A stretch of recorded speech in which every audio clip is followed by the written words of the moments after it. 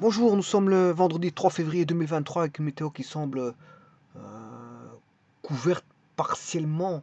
Je vois que ça commence à s'éclaircir, mais disons qu'en matinée, on avait une matinée avec un ciel couvert et bon, peut-être j'aurais cru il aurait tombé de la pluie, mais parce que la neige, n'en parlons pas pour ce 3 février qui est en période d'hiver. D'hiver, il ne fait pas assez froid pour neiger, quoi qu'on annonce peut-être des températures très basses dans le courant de la semaine. Mais pour l'instant, bon, rien n'est, euh, rien n'augure de dire que on va avoir de la neige, parce que la température n'est pas propice aux tombées de neige. Donc voilà, pour cette journée d'aujourd'hui, le ciel est un petit peu couvert, enfin, en tout cas en matinée.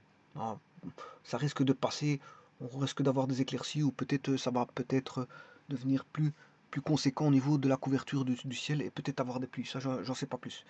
Bon, ceci étant dit, je vais voir la partie entière par GeoGebra. Donc comment construire la partie entière par GeoGebra, sachant que il- la partie entière tient à des définitions, bien sûr. Euh, euh, Qu'est-ce que c'est que la partie entière? Ben, il faut parler, quand on parle de partie entière, on doit parler bien sûr de recouvrement et de partition. Alors, bien sûr, partition de quoi? Ben, d'un ensemble, hein. Donc, il existe cet ensemble que je vais appeler E, un ensemble quelconque. Voilà, c'est un ensemble quelconque hein, que j'appelle E. Et bon, qu'est-ce que c'est qu'un recouvrement de E? Ben, c'est un ensemble de parties de E dont la réunion donne E. C'est un ensemble de parties de E dont la réunion donne E.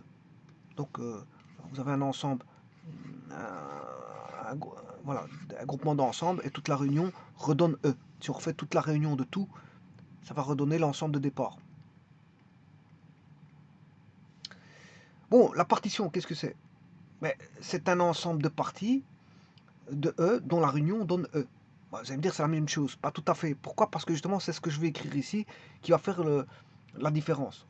Alors, je vous ai dit que c'est un recouvrement, c'est un ensemble de parties de E, dont la réunion donne E, oui, mais où, euh, tel que, quel que soit X appartenant à l'ensemble E, il existe, il existe, et c'est là qu'on a la différence, il existe au moins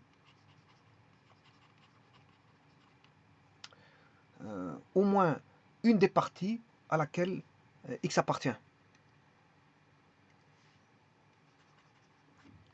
Il existe au moins une, des, une de ces parties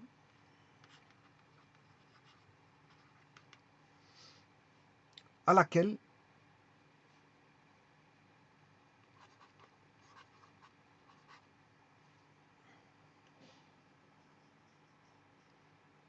X appartient.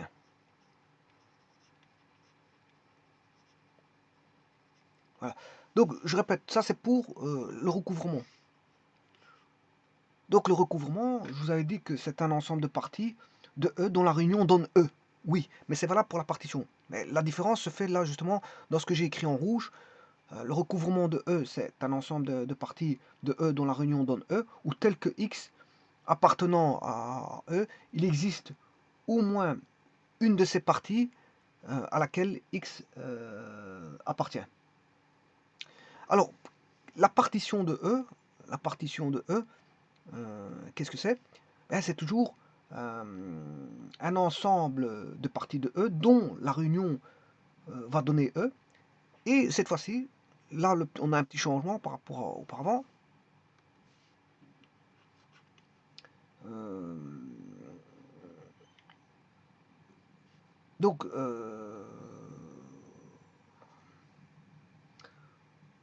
et ici, les éléments sont 2 à 2 disjoints. Les, euh, les éléments sont 2 à 2 disjoints.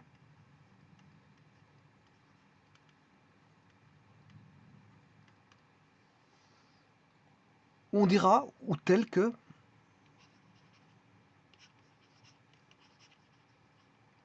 ben, quel que soit x appartenant à E, il existe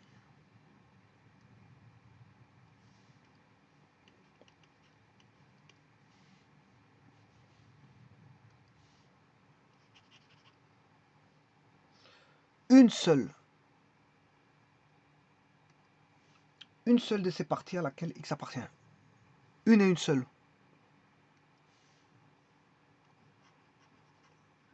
Une seule de ces parties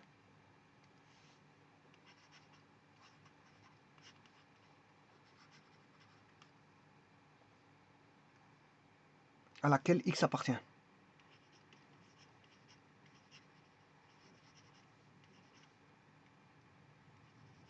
Vous voyez que la définition, bon, elle se joue en un endroit bien précis, c'est à ce niveau-ci. Donc, parce que tous les deux, c'est quasiment les mêmes définitions, si ce n'est que le changement au niveau de la définition se fait là. Il y en a un, c'est au moins, il existe au moins, l'autre, il existe une seule. Mais pourquoi? Parce que le recouvrement, c'est toujours un ensemble de parties de E dont la réunion donne E. Ou tel que, quel que soit X appartenant à E, il existe au moins une de ces parties à laquelle X appartient. Donc, elle est dans une de ces parties. Au moins une. Elle peut être appartenir à 2, voire 3, voire 4, voire 5 parties, voire 7 parties. Voilà, c'est ça. C'est ce que ça veut dire. Et la partition, c'est la même définition, si ce n'est qu'il y a un petit changement au niveau de au moins va devenir une seule. Une partition de E est un ensemble de parties de E dont la réunion donne E et dont les éléments sont bien sûr 2 à 2 disjoints, ou tels que, si vous voulez, s'ils sont disjoints, ça veut dire qu'ils n'appartiennent qu'à un seul des ensembles, c'est-à-dire ou tel que quel que soit X appartenant à il existe une seule de ces parties à laquelle X appartient. Donc X appartient à un seul ensemble. Donc on ne peut pas avoir le X qui appartient à plusieurs ensembles. Donc X, dans la partition, le X appartient à un seul ensemble. Et pour le recouvrement, le X peut appartenir à plusieurs ensembles. Bien sûr, et quand vous faites la réunion de toutes les parties, que ce soit pour le recouvrement ou la partition, vous devez obtenir l'ensemble de départ E.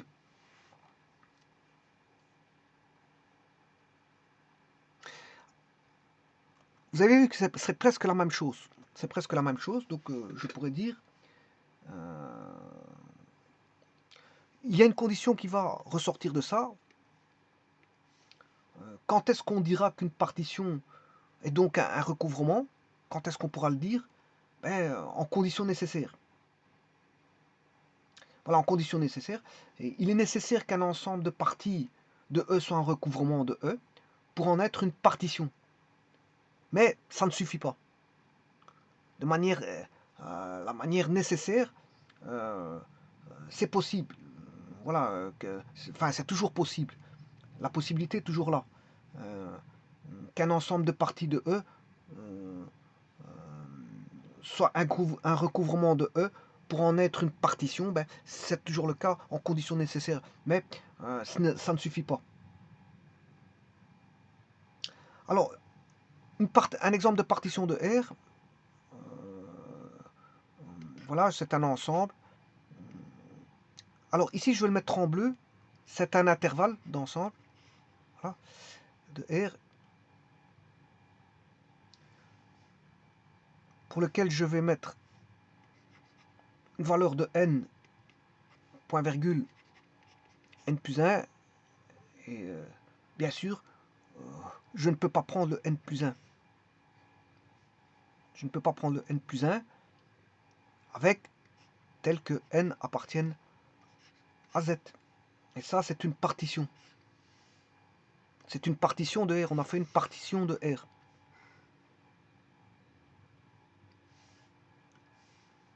Donc ça, c'est une partition de l'ensemble des réels.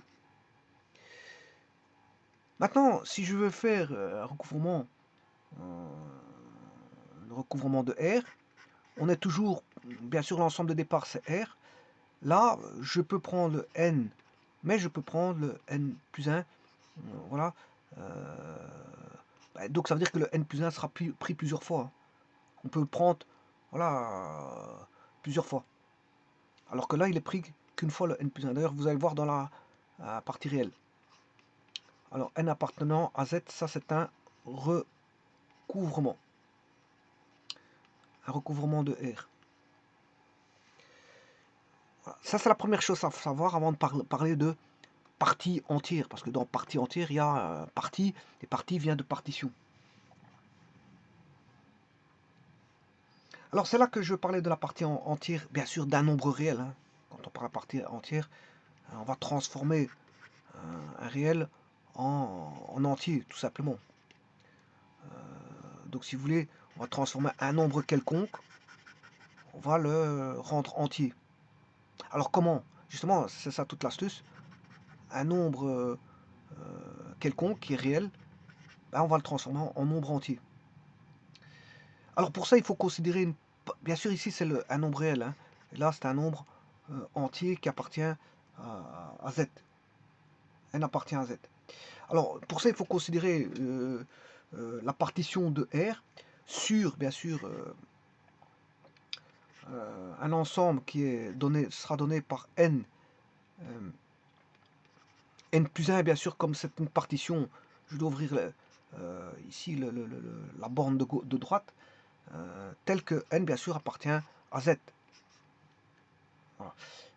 Et à chaque choix de X réel, ben, on peut associer l'élément de la partition auquel X appartient. C'est-à-dire, soit on va lui associer soit N,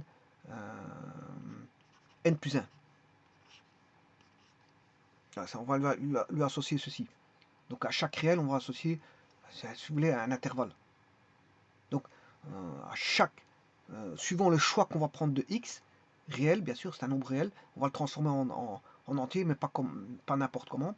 On peut associer l'élément de la partition auquel X appartient, soit dans un intervalle fermé à gauche, ouvert à droite. Alors, la borne de gauche de cet intervalle est appelée, bien sûr, la partie entière de X. Ceci, c'est la partie entière de X. La borne de gauche, là, ici, c'est la partie entière du nombre X. Du nombre réel X.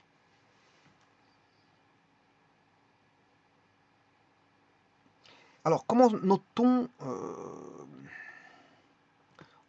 en mathématiques? Parce que je vais le faire sur GeoGebra, donc je vais le dire aussi sur GeoGebra comment fait-on.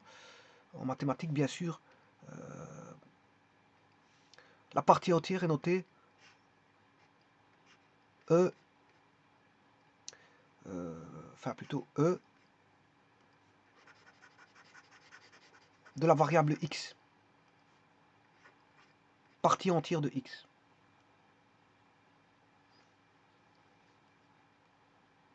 Bon, certains vont le noter comme ceci, hein, pour pas faciliter. Voilà, et sur GeoGebra, c'est ceci. Voilà. Mais sur GeoGebra, il faut aller chercher une commande toute faite qui est floor. Floor de X. Voilà, c'est la commande qu'il faudra aller chercher pour avoir la partie entière. Alors, deux, trois petites choses et puis je commence à mettre ce qu'il faut sur GeoGebra.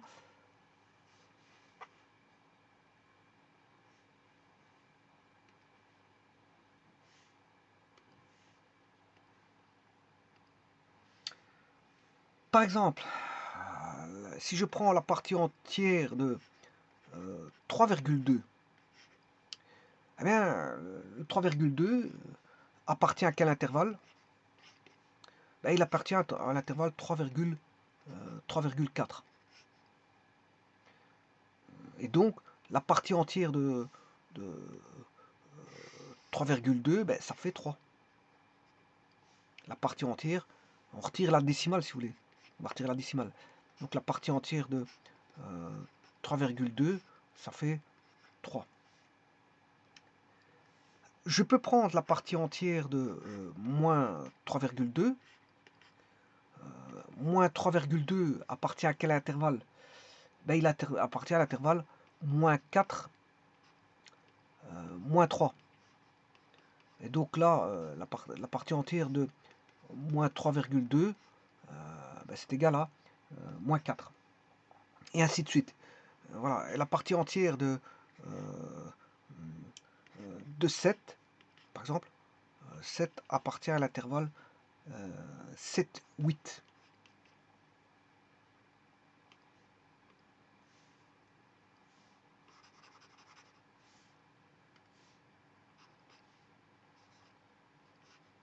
Donc la partie entière de 7, ben c'est 7. Parce qu'elle est déjà entière. C'est un nombre réel qui est entier. Il est entier, donc on va garder ce nombre-là. Donc vous voyez bien que, en fait, il suffit juste de retirer quand le nombre est positif. Ben, on retire la partie décimale. Hein. Si vous prenez 5,4, ça fait 5. 7,8, ça fait 7. 9,99999, ça fait 9. Voilà, ça fait toujours. Vous retirez toute la décimale. Vous comptez, vous faites pas d'arrondi, ni voilà, vous faites pas d'arrondi du tout. Donc vous retirez toutes les décimales. Maintenant, il faut faire attention quand il est négatif. Négatif, mais ce sera, si je prends moins 3,2, sa partie entière c'est moins 4, parce qu'il est compris dans l'intervalle moins 4, moins 3. C'est toujours la partie gauche qu'il faut prendre. Hein. On prend toujours la partie gauche. C'est pour ça que. Donc ici, on prendra moins 3,2, on retire la décimale, ça fait moins 3, mais il faudra faire moins 1. Moins 3, moins 1, ça fait moins 4. Pour avoir le saut ici. Pour avoir le saut. Parce que c'est toujours la partie gauche. Hein. Quand il est entier, on est déjà situé sur la partie gauche, 3,2, ben, c'est 3. Par contre, quand il est négatif, moins 3,2, ben, c'est ici, moins 3,2. Il faut ressauter pour aller vers la gauche de la borne, c'est-à-dire moins 4. Il faut faire moins 1. Il faut faire moins 1. Bon. Alors, comment peut-on définir des définitions approchées de la partie entière?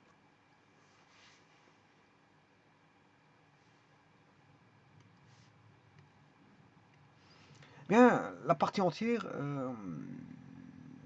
c'est des définitions équivalentes. Hein. La valeur approchée par défaut à l'unité près de x. Donc c'est la valeur approchée. Attention que c'est la valeur approchée, pas par excès, mais par défaut. Par défaut. Bien sûr, à l'unité. Hein. À l'unité du nombre de départ. À l'unité de x. Voilà. On peut dire aussi que. Donc c'est la valeur approchée par défaut à l'unité de x, mais on peut dire aussi que c'est le maximum de l'ensemble des entiers plus petits ou égal à x. Voilà, donc c'est le max, si vous voulez, le maximum de l'ensemble des entiers plus petits ou égaux à x. C'est le maximum. Voilà.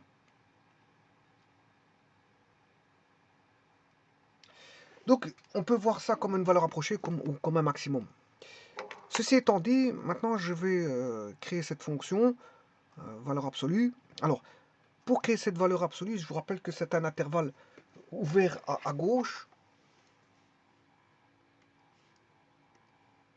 On aura un intervalle fermé à gauche, je m'excuse, fermé à gauche, n, et ouvert à droite.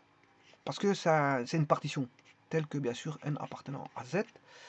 Donc il faut avoir ça. Ce qui veut dire que si je crée un ensemble de points n, donc je vais créer un ensemble de points n, bien sûr correspondant à une fonction, j'aurai la fonction à x, je vais faire correspondre y qui est égal à la valeur absolue de x, par GeoGebra bien sûr, et donc j'aurai un ensemble de n, puisqu'il y aura un ensemble de x, à tout x, quel que soit x, on peut lui donner une valeur entière, quel que soit x. Donc le domaine, bien sûr, c'est R. Je peux à n'importe quelle valeur attribuer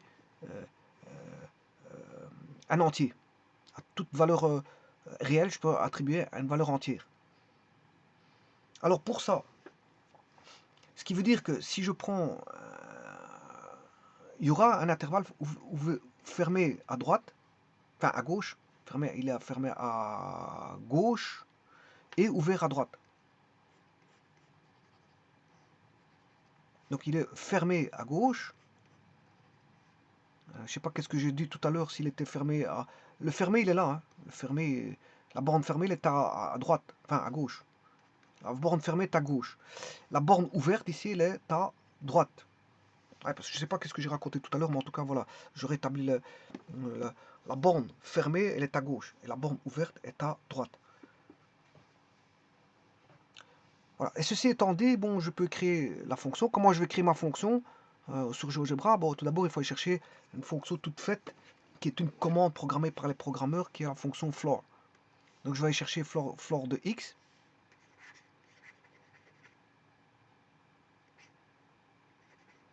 Et à partir de là, créer deux séquences de points. Parce que le floor de x va me créer, bien sûr, justement, cette fonction en escalier. Elle va créer cette fonction en escalier. Mais, bien sûr, je dois mettre les points fermés qui sont là. Voilà, et ça c'est fait avec une première séquence. Et puis, avec une seconde séquence, je mettrai les points ouverts qui ne sont pas pris.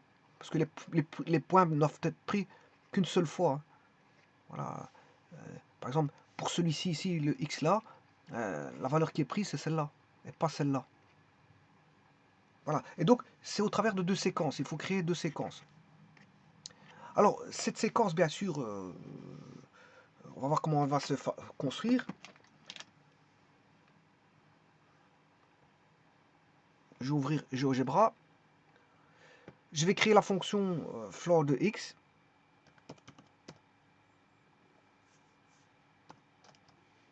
Voilà, vous voyez que comment il a mis il a déjà mis l'escalier. Hein. C'est un escalier, voilà. Maintenant, c'est de créer, bien sûr, les séquences. Alors, la première séquence de points fermés, je vais chercher le mot séquence, séquence de points. Alors, vous devez prendre l'expression variable de A, de A. Voilà, donc c'est le 1, 2, 3, le quatrième.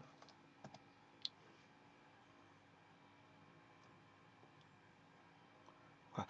Alors, ici, la séquence, bon, c'est NN. L'expression, c'est NN. Voilà. La variable, ben, c'est ce que je vais créer, c'est la variable N. Voilà, 2, ben, ça c'est le graphique, il va aller de combien à combien? Moi je vais mettre de moins 60 à 60. De moins 60 à 60. Voilà. Et là, vous voyez qu'il a créé tous les points correspondants. Et bien, ça, ce sont les points fermés. Alors, évitez de mettre la séquence. Quand je mets NN ici, vous ne pouvez pas mettre de point virgule. Hein. C'est une virgule. Parce que, supposons que je vais recommencer en mettant un point virgule. Si vous vous trompez au niveau de la syntaxe, je vais vous montrer ce qui va se passer. Bon, séquence.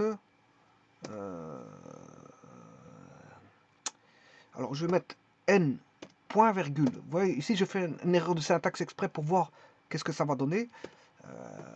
N, la variable, c'est N. Alors, on va aller de moins 100 à 100.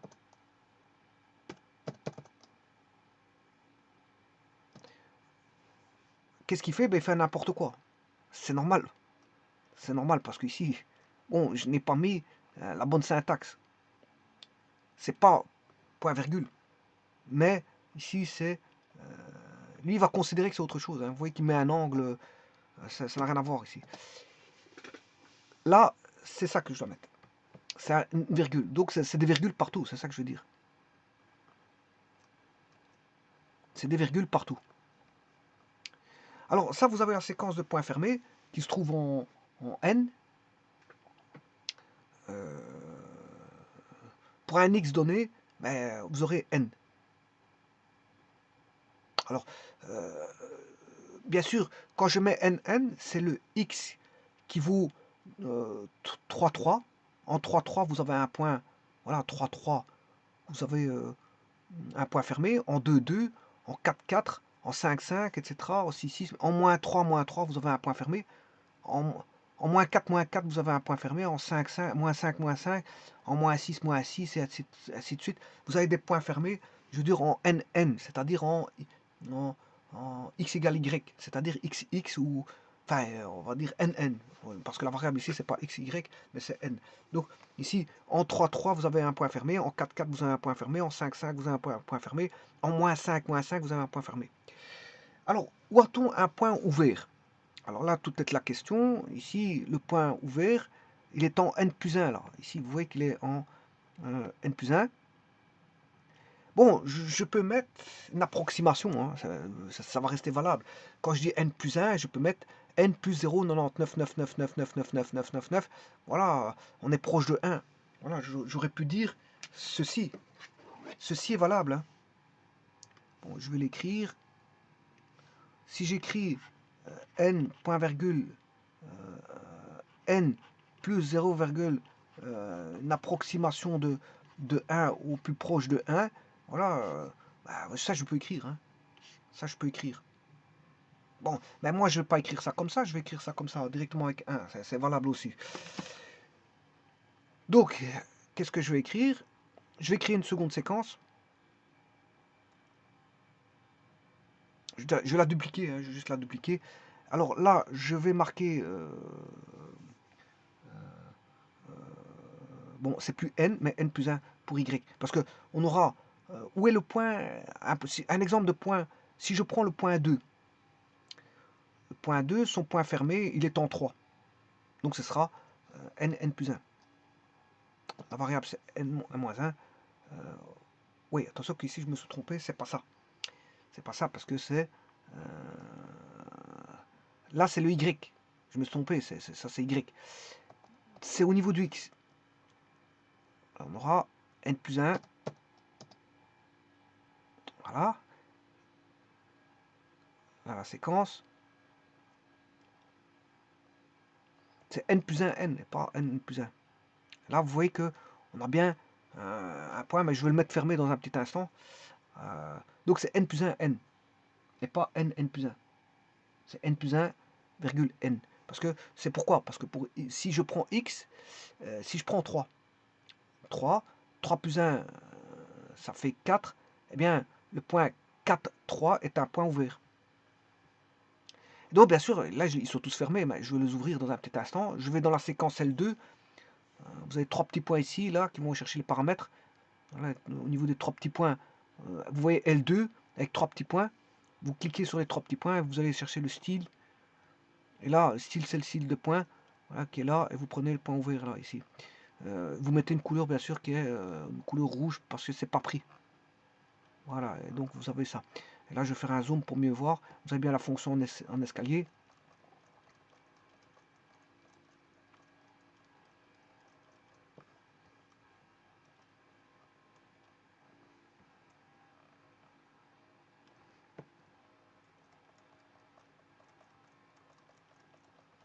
La voici.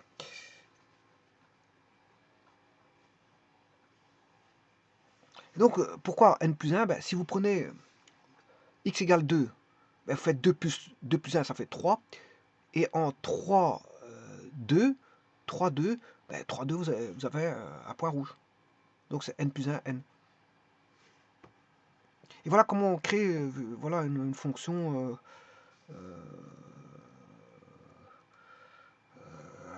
une fonction en escalier qui est la valeur,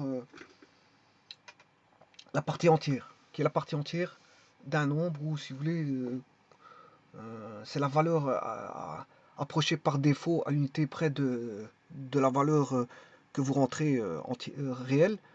Donc c'est la valeur approchée d'un nombre réel, par défaut bien sûr, hein, à l'unité près. Et c'est aussi le maximum de l'ensemble des entiers plus petits ou égaux à ce nombre réel.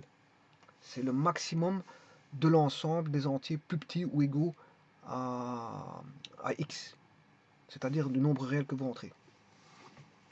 Par exemple, on va prendre un exemple.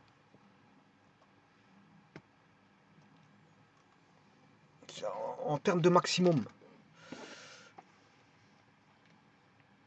je vais prendre la valeur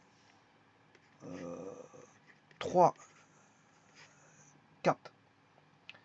Alors, si je prends 3,4, il appartient à l'intervalle 3, 4. Alors, le maximum de l'ensemble des entiers plus petits ou égal à 3,4, plus petit ou égal à l'entier le plus petit ou égal à 3,4, c'est 3. Donc, ici, la partie entière, vue comme un maximum, ce sera 3. Maintenant, si je prends moins 3,4, moins 3,4, il est compris entre moins 3 et moins 4. Ah, moins 3. Donc, ici, en termes de maximum,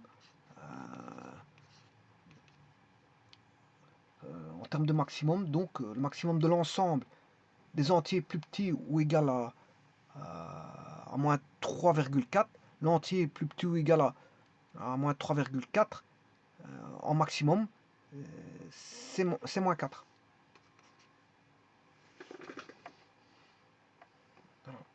Et donc vous pouvez chercher une valeur d'un nombre entier. Par exemple, je vais prendre la valeur entière, la valeur approchée. Quelle est la valeur approchée de 5,45, voilà, la valeur approchée bien sûr par défaut, à l'unité près, de 5,45, ben, c'est 5. Ça c'est la valeur approchée par défaut. Alors si je vais chercher un nombre négatif, la valeur approchée par défaut de moins 9,3699, c'est moins 10.